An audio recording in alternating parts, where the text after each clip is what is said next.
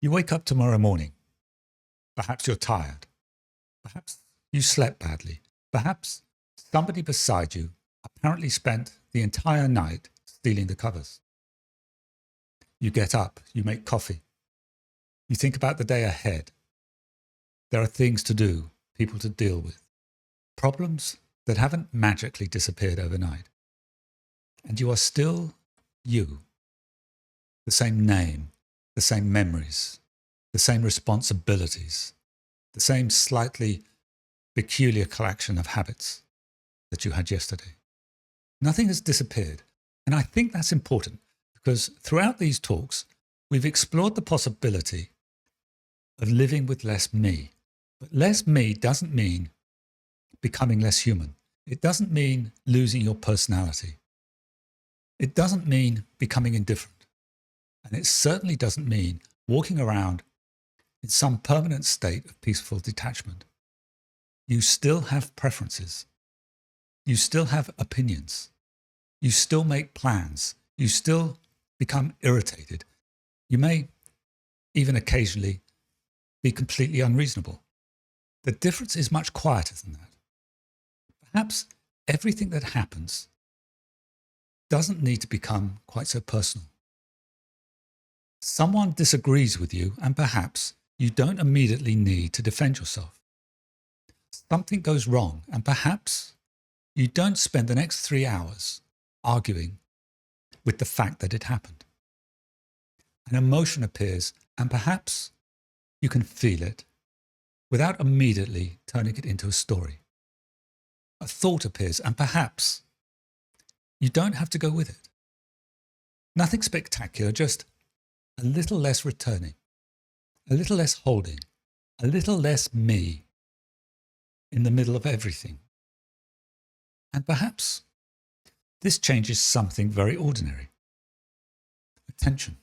Because if I'm not continually returning to myself, something else becomes available. What's actually happening? The person sitting opposite me, the sound of rain, the taste of food, the ridiculous thing the dog is doing, the fact that somebody I love is trying to tell me something. None of these things were absent before. Perhaps I was. And I think this may be one of the most strangest things about presence. We spend so much of our lives trying to get somewhere, trying to become something, trying to fix ourselves, trying to create the life in which we will finally be okay. And meanwhile, life keeps happening. A conversation, a meal, a walk, someone laughing in another room, a hand reaching for yours. The ordinary moments we barely notice because the mind is somewhere else. And perhaps there is a gentle absurdity in that.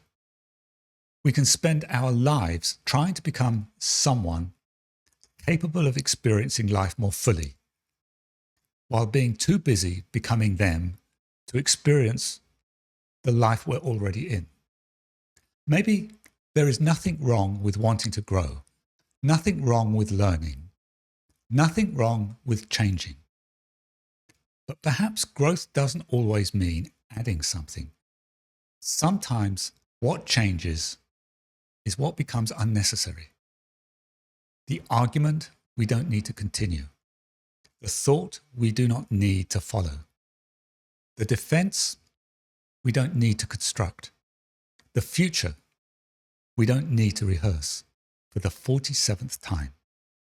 And gradually, not because we're trying to become more present, but because we're spending less time elsewhere, we are here. And being here doesn't mean everything becomes pleasant. There will still be difficult days.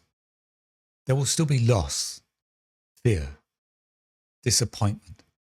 There will still be people who annoy us, some of them with considerable talent. And there will still be moments when the mind closes around me so completely that everything we've talked about apparently vanishes. But perhaps even that doesn't need to become another problem. We don't need to think I failed. I've lost it. I should be more present than this. Because look what happened. The mind has simply created another version of me who is now failing and having less me. The mind is remarkably resourceful.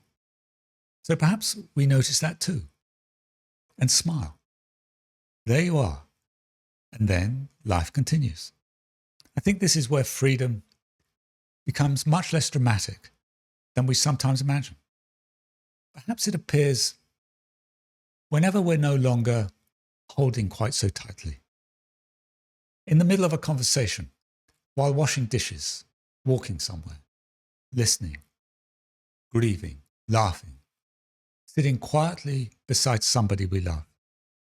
The circumstances don't have to be special, because perhaps freedom isn't somewhere else. Perhaps it's always been available inside the life we're already living. And this brings us back to where we began, the thinking mind. The mind that repeats, the mind that predicts, the mind that continually takes us away from what is happening. Perhaps the mind was never the enemy. Perhaps it was doing exactly what it had developed to do. Remember, predict, organize, protect, return, create continuity, create me. And once we see that, perhaps the struggle with the mind can soften too. We don't have to destroy it. We don't have to silence it. We don't have to win. We can let the mind be the mind, and perhaps we can let life be life. Something happens. We feel it. Someone disagrees with us. We listen. A plan collapses. We respond. A thought appears. We notice it. Sometimes we follow it. Sometimes we don't. Sometimes we're peaceful. Sometimes we're not. Sometimes we're wise. And sometimes, despite all available evidence, we still insist that we're right. We're human. Nothing about freedom requires us to stop being human. Perhaps it simply means we no longer need every human experience to tell us who we are. And then something rather beautiful happens. Life becomes less about what everything means for me and more about what is actually here. The person in front of you, the feeling inside of you, this moment, life, still ordinary, still unpredictable, still sometimes painful, still occasionally ridiculous, but perhaps more directly experienced. There is a temptation at the end of a journey like this to arrive somewhere to offer a conclusion, an answer, a destination. But I'm not sure there is one, because life will continue. Tomorrow morning, there will be breakfast, emails, traffic, people, things to remember, things we'll forget. There will be moments when we're completely present and others when we've been lost in thought for 20 minutes before noticing. And perhaps that's exactly as it should be, because perhaps the point was never to become someone who doesn't get lost.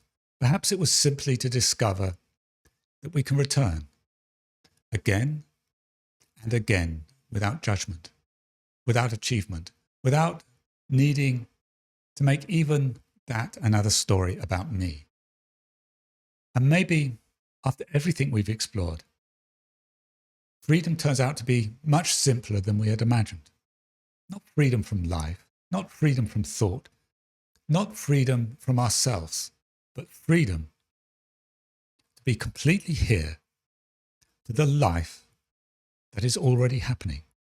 And perhaps with a little less me in the middle of it, we finally have enough room to live it.